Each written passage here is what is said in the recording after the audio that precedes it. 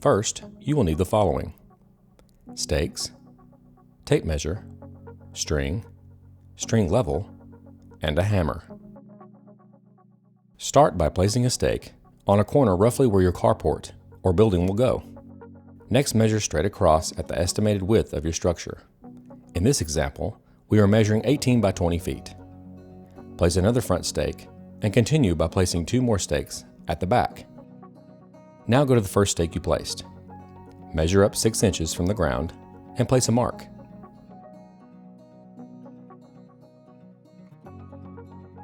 Attach your string to the mark.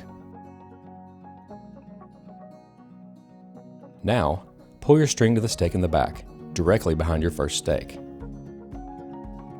Attach your string level and pull your string tight, moving the string up and down until you have the bubble in the middle. Wrap your string around the stake to secure the position of the string. Next, measure from the ground to your string height. Continue by measuring the next 2 stakes in the same way. In this example, we are 3 inches from the ground in the back and 6 inches from the front on our marks. Subtract your front height from the rear height, and you end up with 3 inches of difference between the front and back area. You would need to add either 3 inches of fill material on the front or use blocks to level your new structure.